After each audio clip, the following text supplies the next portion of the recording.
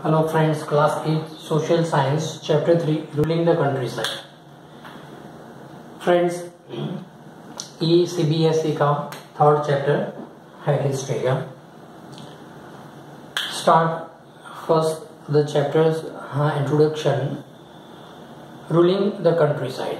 The company became the Diwani on 12th August 1765. The Mughal emperor appointed the East India Company as a Diwani of Bengal. जब Britishers के हाथ में बंगाल की दीवानी power आई and the actual event most probably took place in the Robert Clive's with a few Englishman and Indians as a witness. तो Robert Clive के साथ और दूसरे थोड़े इंग्लिशमैन थे और India's some leaders, but in the painting above, the event is shown as a majestic occasion taking a place in the grand setting. यहाँ पे पिक्चर के अंदर सारा दिखाया है कि वो पेंटिंग के अंदर सारे जो ब्रिटिशर्स और वगैरह उनके बारे के उनके जो ये मैजेस्टिक ओकेशन की ग्रैंड सेटिंग उसके लिए जो दीवानी सत्ता इंट्रोड्यूस की गई उसके बारे में दिखाया है. The painters was commission by Clive to record the memorable event in Clive life. तो ये पेंटर ने उसके अंदर क्लाइव की ड्यूरेशन के थ्रू उस टाइम में जब दीवानी सत्ता मिली तो ये सारा उसके पिक्चर के थ्रू डिस्क्राइब किया गया है. The grant of the Deewani clearly was one such event in the British imagination.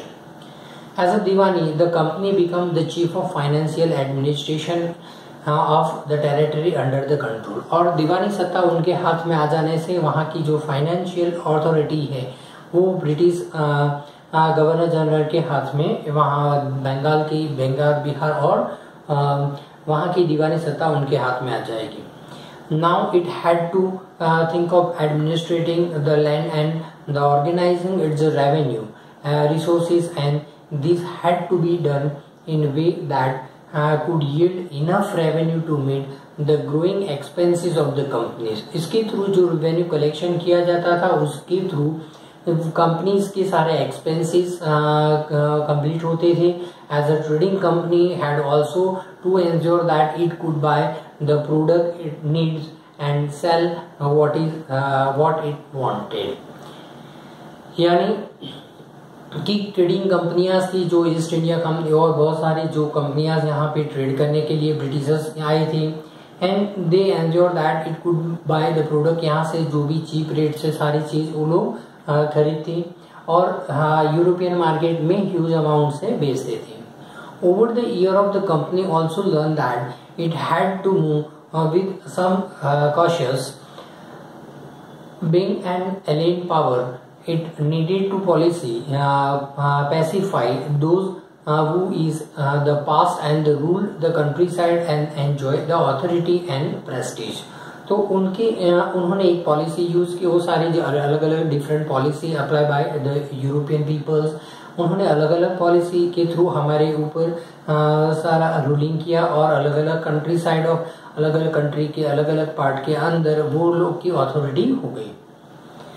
Those who had held lower power had to be controlled, but they could not be entirely eliminated. How was this to be done?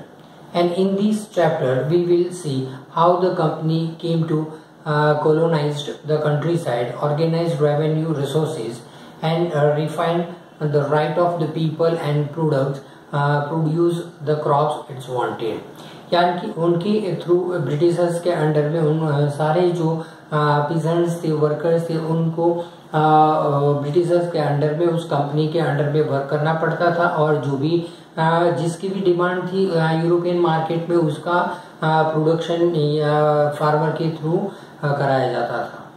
और revenue for the company. अभी हमारा ये जो first introduction था इस chapter के अंदर हम क्या दीवानी सत्ता और उसके बारे में ब्रिटिशर्स में रॉबर्ट क्लाइव ने यहाँ पे दीवानी सत्ता एस्टेब्लिश की तो उसके बारे में ये सारी इंफॉर्मेशन हमें इस चैप्टर के थ्रू मिलेगी. और रेवेन्यू कलेक्शन कब से स्टार्ट हुआ ये सारी चीज. Now the point revenue for the company. अब रेवेन्यू कलेक्शन करने का और उसका यूज कंपनी के लिए क्या होता था, let's see. The company had become the Diwani, but it still showed itself primarily as a trader, and it wanted a large revenue income, but was unwilling to set up any regular system of the assessment and collection. Collection पेजेंट के through बहुत large collection होता था, but उसके proper use और जो proper setup और regular system afford नहीं किए जाते थे। The effort was to increase the revenue as much as it could buy fine cotton and the cloth cheaply as possible. जो भी रेवेन्यू कलेक्शन होती थी वो लोग हमारी ही रेवेन्यू कलेक्शन से वो यहाँ से रॉ मटेरियल अपने कंट्री के अंदर ले जाते थे, जस्ट लाइक कॉटन सिल्क का जो यहाँ पे चीपली प्रोडक्शन होता था, और वो सारी चीज यहाँ से खरीद कर यूरोप मार्केट में वो लोग बेचते थे।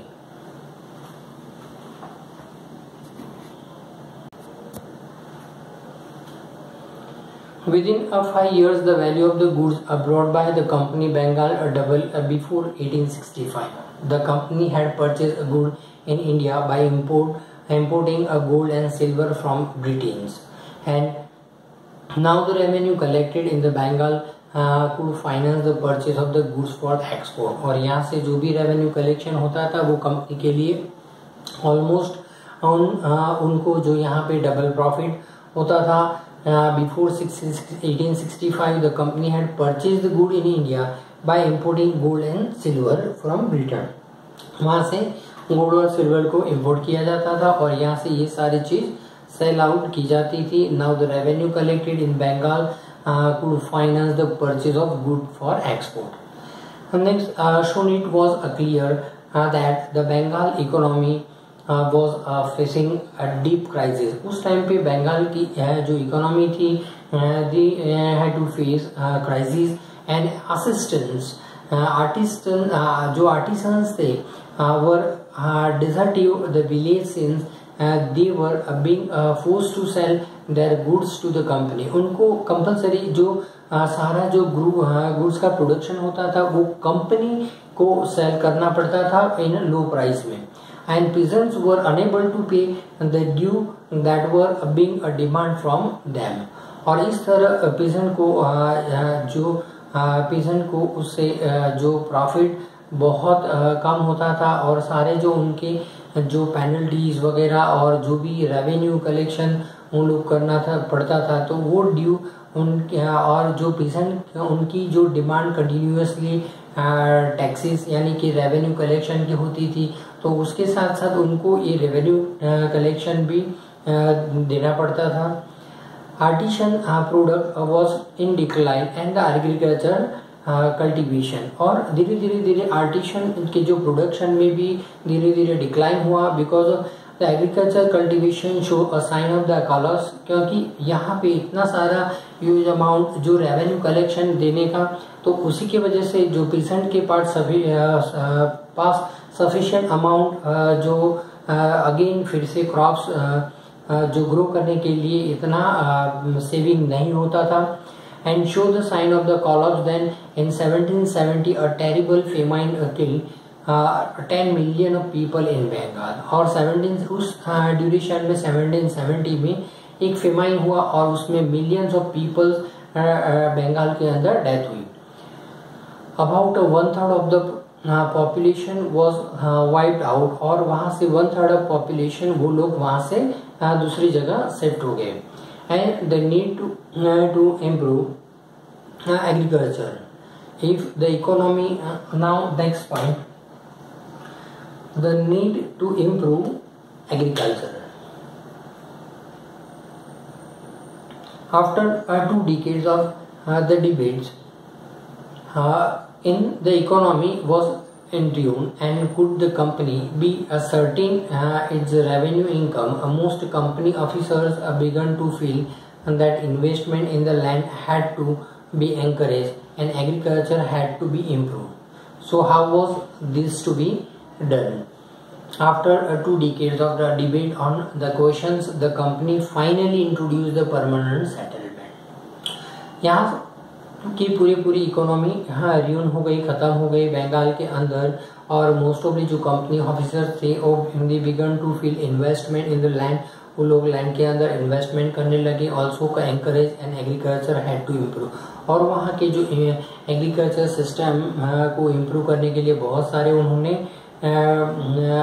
उनको एनकरेज करा। After 2 decades, that mean after 20 years, the debate on the question, the company finally introduced the permanent settlement in 1793.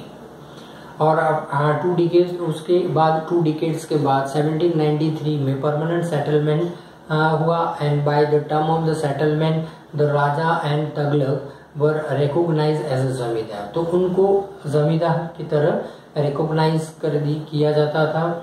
वहाँ के जो बड़े बड़े जमींदार थे, वहाँ के जो राजा थे, उनकी ये सारी लैंड थी, यानी कि वो लैंड ओनर्स थे। They were asked to collect the rent from the peasant and pay revenue to the company, and the amount to be paid was a fixed permanently, that is it was not be increase ever in the future. यानी कि उन्होंने एक part fix किया कि भी 1/3 या तो 1/4 जो भी है, तो वो डिसाइड किया कि उतना पार्ट उनको परमानेंट सेटलमेंट के लिए उनको 1/3 पार्ट ऑफ द प्रोडक्शन उनको देने का, और उसके बाद में उसमें इंक्रीज भी नहीं होगा, डिक्रीज भी नहीं होगा। दैट मीन ये परमानेंट सेटलमेंट हुआ।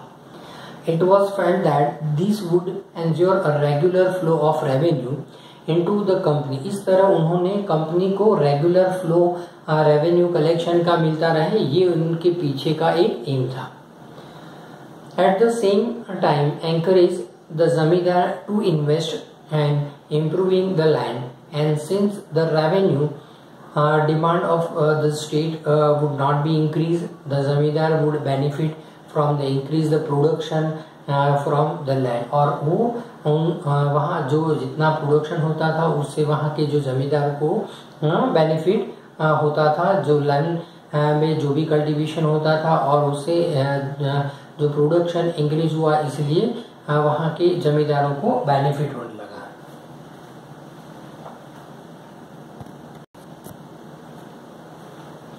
उसके बाद next point, the problem.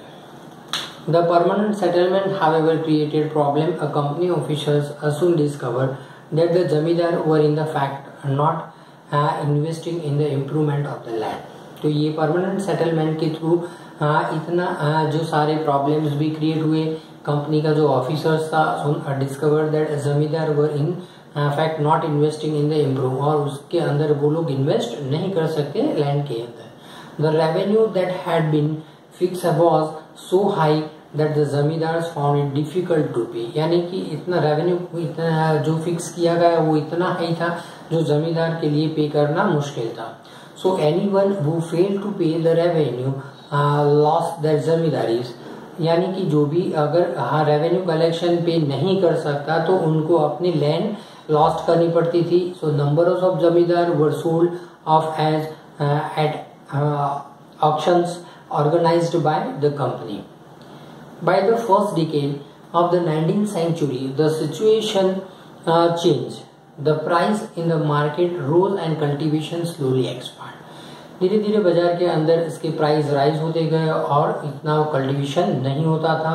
So this means an increase in the income of the zamindar, but not gain for the company, since it not increase the revenue demand that had been fixed permanently. Even then zamindar did not have an interest to improving the land. इस तरह जो जमींदार market में उसके price rise हुए, पर permanent settlement के through जो कंपनी को रेवेन्यू मिलना था उसके हिसाब से उसमें इंक्रीज नहीं हुआ।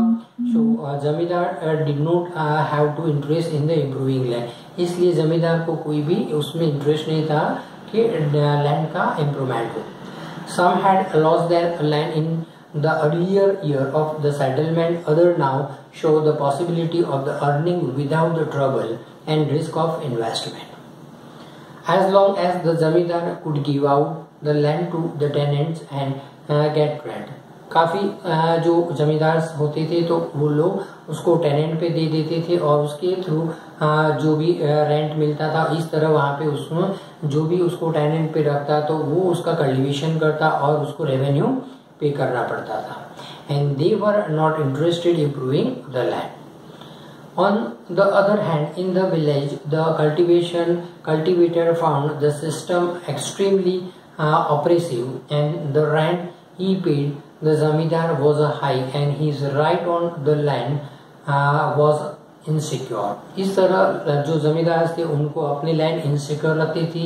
To pay the rent, and he had to often take a loan from the money lenders when he failed to pay rent, and he was evicted from the land and he had cultivated for generations.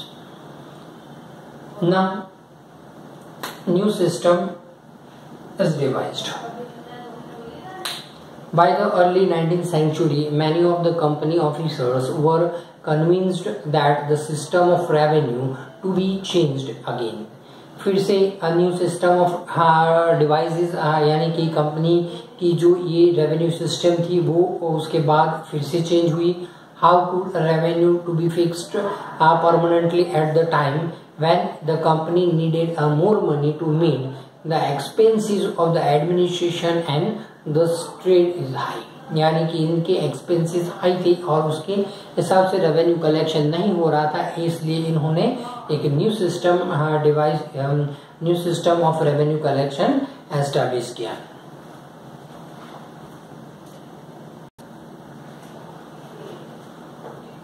In the northwestern province of the Bengal presidency, most of the area is now in the Uttar Pradesh. Englishmen call the halt Mackenzie devises the new system and which came into effect in 1822. He felt that the village was an important social institution in North Indian society and needed to be preserved. Under this direction, collector went from the village to village and inspecting the land, measuring the field, and record the customs and right of the different groups. They estimated the revenue of each plot which within a village was added up to calculate the revenue, and that each village यानी महल had to pay. यानी कि हर एक land का measurement किया गया, उसको और उसके रिकॉर्ड किए गए और उसके जो डिफरेंट ग्रुप्स बनाए गए उसके और उसके हिसाब से उनको रेवेन्यू पे फिक्स किया गया. This demand was to be revised periodically and not permanently fixed. और ये not fixed permanently fix नहीं किया गया, वो पीरियोडिक उसका रिवाइज होगा, उसी तरह उसका रेवेन्यू फिक्स किया गया. And the charge of the collecting the revenue and paying it to the company was given to the village headman, and rather that the zamindar. The system came to be known as the mahalwari settlement. तो इस system को जो फिर से revise किया गया और उस सिस्टम को एक महालवारी सिस्टम से इंट्रोड्यूस किया गया, और ये यहाँ का जो एक सरपंच होता है हेडमैन, और उसको ये सारा सब उनको ये विलेज के बारे में जो भी विलेज का हेडमैन है और उनको ये सारे चार्जेस दिए गए. The Munro system. The Munro system in the British territory in the south, and there was a similar move away from the idea of permanent settlement. The new system that was devised came to be known as the Rayotwari system, and it was tried on a small scale by the Captain Alexander Briggs in some of the area that were taken over by the company after the war with Tipu Sultan. और ये जो British की territories धीरे धीरे south की तरफ भी expand की गई, एंड जो वहाँ पे जो परमानेंट सेटलमेंट के आइडियाज इंट्रोड्यूस किए गए, न्यू सिस्टम जो डिवाइसेस आया उसको हम रैयतवारी सिस्टम से इंट्रोड्यूस किया गया. And it was try to small scale. Captain Alexander Read some area, उन्होंने ये एग्जामिन किया थोड़े एरियाज के अंदर, बिकॉज ऑफ कंपनी आफ्टर जो टीपू सुल्तान के साथ जो वॉर हुआ उसके बाद ये कंपनी ने सारा ये सारे एरिया को इंट्रोड्यूस किया। Subsequently developed by the Thomas Munro, this system was gradually extended all over the south। Munro ने पूरे साउथ में ये जो सिस्टम था वो इंट्रोड्यूस किया। and Munro felt that the south there were no traditionally zamindars and the settlement they argue had to be made directly with the cultivators ryots and who had till the land for generation, and these field had to be carefully and separately surveyed before the revenue assessment was made। Munro thought that the British should act as a paternal father figures protecting the Rayotwari under their charges। यानी उन्होंने जो system जमींदारी system south में जो system नहीं था उस time पे वहाँ के जो परमानेंट सेटलमेंट जो ट्रेडिशन वहाँ का जो ट्रेडिशन नहीं था, वहाँ पे कोई जमींदारी नहीं थी, ट्रेडिशनल कोई जमींदार नहीं थे, तो वहाँ पे उन्होंने जो ये सेटलमेंट वहाँ पे भी उन्होंने डायरेक्टली विद कल्टीवेटर के साथ उन्होंने डायरेक्टली सेटलमेंट किया। और जो भी लैंड रेवेन्यू लैंड थी और उनकी जनरेशन के हिसाब से उनका जो सेपरेट सर्वे किया गया और उसका रेवेन्यू असेसमेंट पीरियडिकली किया गया। मुनरो ने सोचा कि British should act the paternal father, यानी कि ब्रिटिश यहाँ के पैटर्नल फादर है, so figure protecting to ryotwari under the system, और इस तरह वो लोग इसका रैयतवारी सिस्टम के थ्रू वो यहाँ का साउथ की जो लैंड है उसका जो प्रोटेक्ट करेंगे। तो यहाँ पे मुनरो ने अपना सिस्टम एस्टेब्लिश किया। अभी यहाँ पे हम हमारा वीडियो पार्ट 1 कंप्लीट करते हैं और नेक्स्ट वीडियो पार्ट हम आधा जो लेसन है वो नेक्स्ट पार्ट ऑफ वीडियो में कंप्लीट करेंगे। Friends, subscribe my channel and share more student.